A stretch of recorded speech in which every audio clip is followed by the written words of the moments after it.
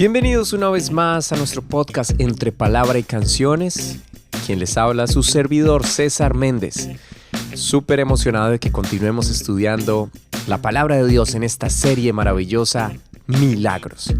Si aún no te has suscrito a nuestro canal en YouTube, César Méndez TV, o en las plataformas digitales de podcast, te invito a que lo hagas y a que compartas este contenido y a que lo escuches cuantas veces quieras.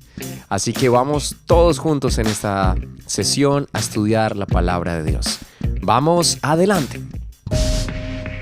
Estas personas tuvieron cosas en común. Enfermedades que los afligían, en algunos casos de muerte.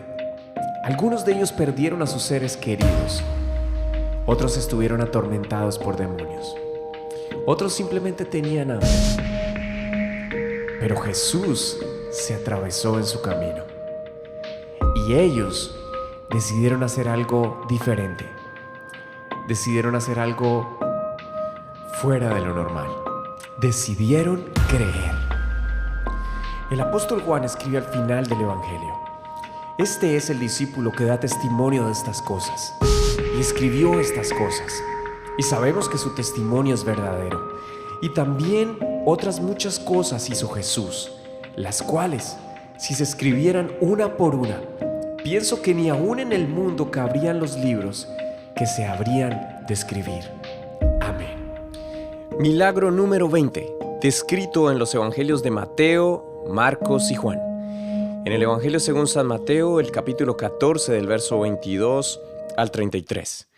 En el Evangelio según San Marcos, del capítulo 6, del verso 45 al 52. Y en el Evangelio según San Juan, capítulo 6, del verso 15 al 21. Tomaremos como referencia el Evangelio según San Mateo. Enseguida Jesús hizo a sus discípulos entrar en la barca e ir delante de él a la otra ribera, entre tanto que él despedía a la multitud.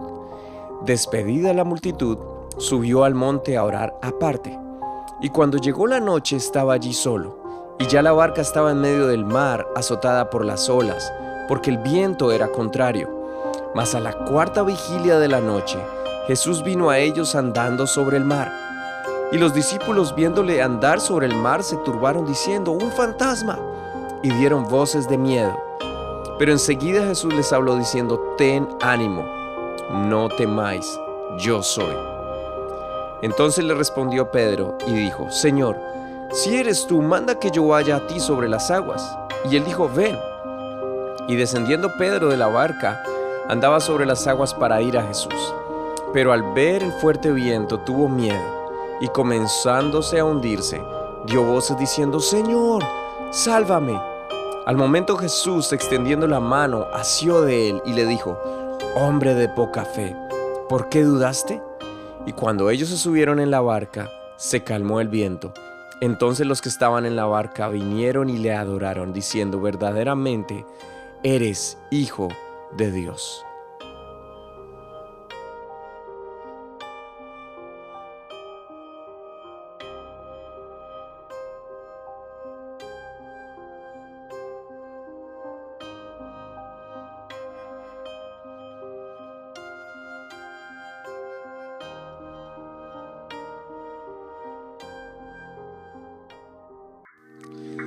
Recuerdo hace unos años atrás, mientras estábamos de gira con el Ministerio de Lo que Tengo Te Doy, ministerio con el que ministrábamos cantos en muchos lugares y a veces también la palabra, estábamos en una ciudad en el conocido, hermoso y maravilloso eje cafetero de mi país, Colombia.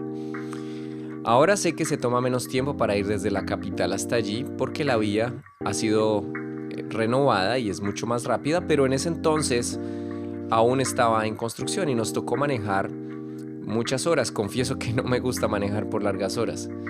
Usualmente cuando teníamos viajes largos, mi amigo John Miller era quien asumía la responsabilidad. Él, quien era el guitarrista, usualmente asumía esta responsabilidad de manejar.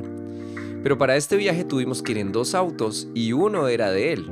Él iba manejando su auto, pero el otro era mío y yo tenía que manejar. Recuerdo que salimos un viernes a medianoche esperando a que todos los que íbamos a ir al concierto hacia ese lugar estuviéramos ya reunidos y manejamos toda la noche. Fue durísimo para mí. Mientras los demás dormían, los conductores tenían que ir con sus ojos abiertos y muy despiertos. Al llegar a ese lugar, sobre las horas de la madrugada, pudimos descansar unas cuantas horas y luego directo al ensayo, directo al soundcheck. Aunque el evento grande era el domingo, es decir, al siguiente día porque llegamos el sábado a la madrugada, en la noche del sábado debíamos estar en el servicio de la iglesia local que organizaba el evento.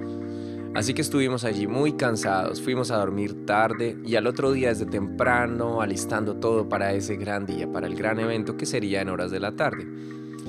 Así se dieron las cosas y fue una tarde muy especial, pudimos adorar al Señor juntos por varias horas, pero como todo, llegó el momento del final, en horas de la noche, con el cansancio del trajín del evento, del viaje, de todo ese fin de semana, pero teníamos que regresar esa misma noche. La mayoría debíamos trabajar al siguiente día y el viaje de regreso era largo. Y aunque Dios definitivamente nos guardó, para mí fue tortuoso manejar otra vez toda la noche, pero con el cansancio acumulado. Y llegar a la capital en horas de la mañana coincidió justo con todo el tráfico. Gracias a Dios llegamos bien a casa, pero fue muy agotador. Enseguida comienza el relato bíblico, y digo esta historia porque cuando leo este relato, pensé justamente en este tipo de situaciones. En el caso de los discípulos, justo después de ser testigos del milagro sin precedentes que estudiamos en el episodio pasado acerca de la alimentación de la multitud de 5,000 hombres, pero sabemos que fueron muchos más. Este milagro sin precedentes hecho por Jesús. Seguramente sus discípulos y Jesús mismo estaban muy cansados. Terminaron la jornada agotados, pero el Señor se toma el trabajo de despedir a la multitud después de haberlos alimentado. El Señor es maravilloso. Y también los discípulos, claro, ahí acompañándolos. Un poco extraño, pero Jesús quería mostrarles algo más a sus discípulos. Despidió a todos y aún también a sus discípulos. Los envió de regreso. Con todo el cansancio acumulado, tenían que regresar en la barca a la otra orilla. Les quedaba el camino de regreso, navegando en su barca.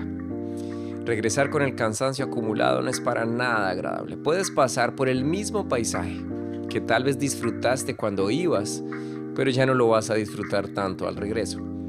Y ahora los discípulos estaban en la barca por orden de Jesús, listos para regresar a la otra ribera, pero ahora en la noche.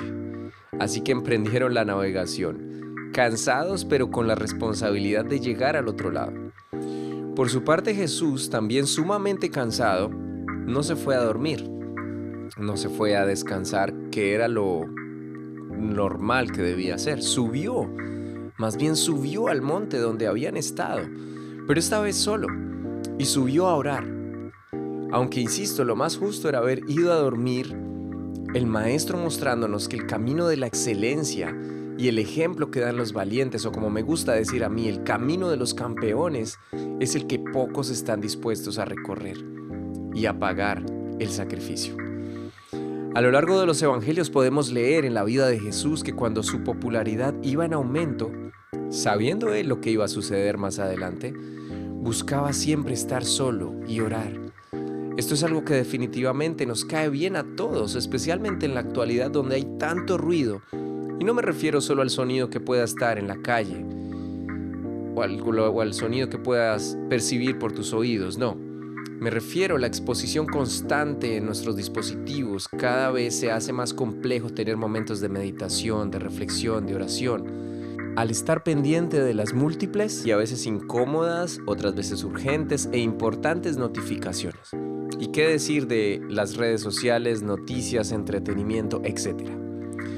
Jesús nos dejó ese ejemplo porque Él más que nadie, más que ningún otro, conoce la importancia de los momentos de intimidad.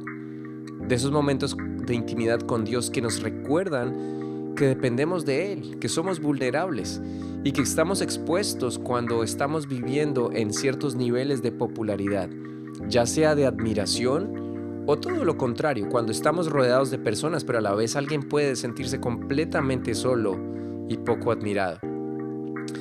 Así que Jesús se va solo a orar, a tomar aliento en su espíritu. No sabemos cuántas horas estuvo orando, no sabemos a qué hora exactamente los discípulos partieron de esa orilla. Pero al mismo tiempo que Jesús oraba, sus discípulos llevaban el mismo tiempo navegando.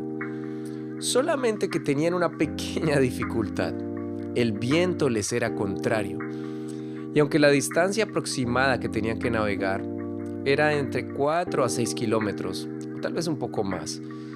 Como lo describí en un episodio anterior, el mar de Galilea o lago de Genesaret tiene una forma de pera y tiene las siguientes medidas. De largo tiene 23 kilómetros aproximadamente o 14 millas desde el norte hasta el sur. Un ancho máximo en su parte norte de 11 kilómetros u 8 millas. Y tiene un área aproximada de 166 kilómetros cuadrados. Hay lagos mucho más grandes, pero este tamaño es considerable. Este lago está ubicado entre las montañas, donde en ciertas épocas del año se desatan tormentas muy fuertes. De hecho, en la actualidad en Israel hay sistemas de rescate para ese lugar en tiempos de tormentas, para personas que necesiten ser rescatadas.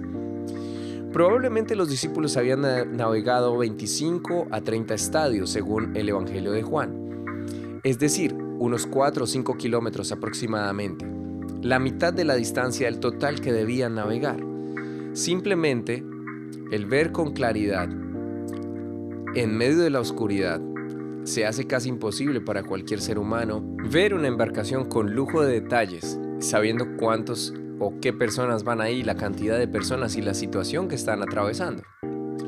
Aunque mucho se ha dicho por investigaciones acerca de hasta qué distancia puede ver el ojo humano, algunos han confirmado que tenemos visión sin límite y que por esta razón podemos contemplar en el cielo las estrellas y luces que están a miles de años luz de distancia porque los fotones o destellos de luz son percibidas por nuestros ojos.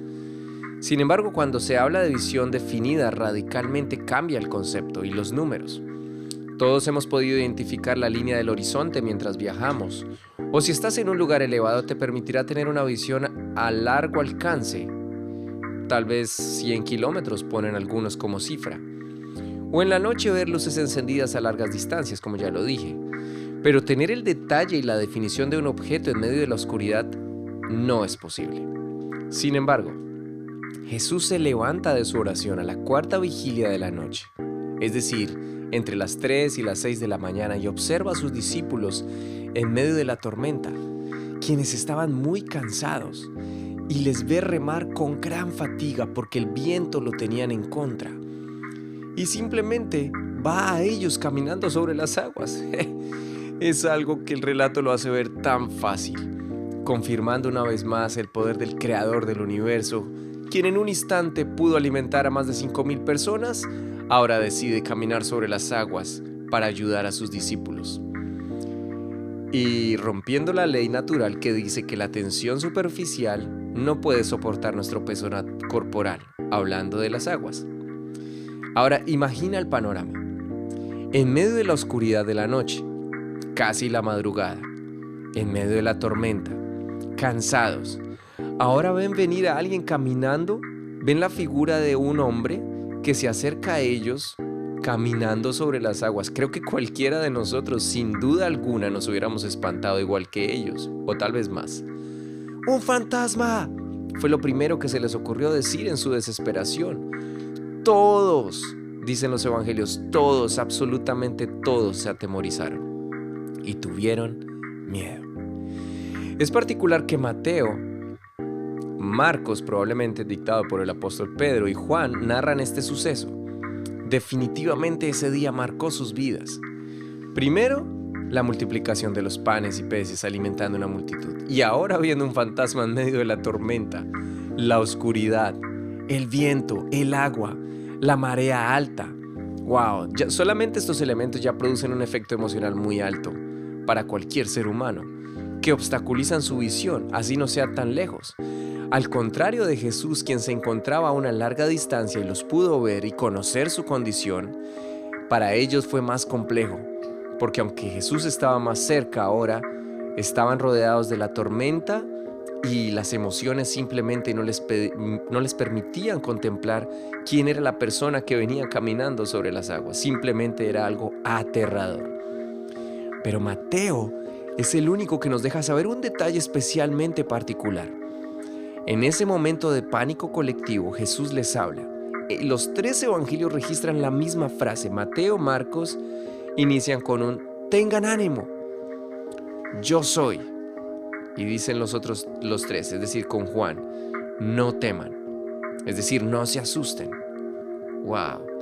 El gran yo soy dejó escuchar otra vez su dulce voz, que desde el inicio de la historia de la humanidad se ha dejado escuchar. Para ellos, durante todo el día anterior, llevaban meses caminando con el maestro. Pero hubo alguien, y Mateo lo anota, hubo alguien que reaccionó diferente. A veces el miedo nos bloquea, nos detiene. Y obviamente hay situaciones muy difíciles de enfrentar y todos reaccionamos de manera diferente. Pero esta vez Pedro quedó registrado en el Evangelio según San Mateo como aquel que se atrevió a decir lo que a nadie se le ocurrió. Señor, si eres tú, manda que yo vaya a ti. Y aclara, pero sobre las aguas. ¡Wow! Determinado y audaz. Decirlo como reacción del momento de pánico es arriesgado, pero cuando escucha la respuesta corta, sencilla y directa de Jesús, que le dice, ven, ¡wow! ¿Qué harías tú? ¿Qué haría yo? Con todo lo que cerebralmente está preconcebido respecto a las leyes de la naturaleza. Si lees muy rápido, no tendrás tiempo de reflexionar acerca de esto.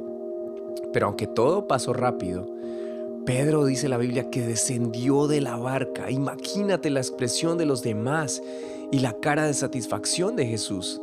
Me emociona mucho solo imaginarlo. En el verso 29 dice que Pedro caminó sobre las aguas yendo hacia Jesús. ¡Wow! Es impresionante solamente imaginarlo.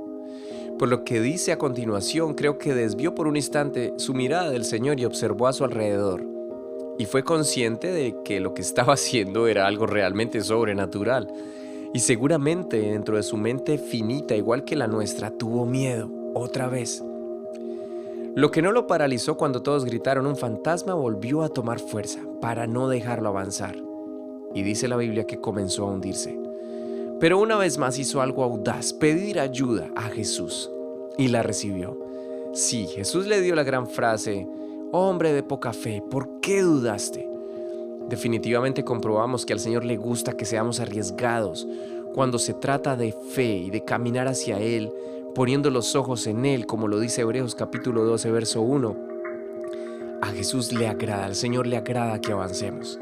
Impresionante, Jesús se agradó de la determinación de Pedro y le animó a ir a Él. Y aunque sabemos que se estaba hundiendo, ha sido el único ser humano, excluyendo a Jesús obviamente, que ha caminado sobre las aguas. Después de esto dice el relato que subieron a la barca y la tempestad desapareció y todos los que estaban en la barca le adoraron.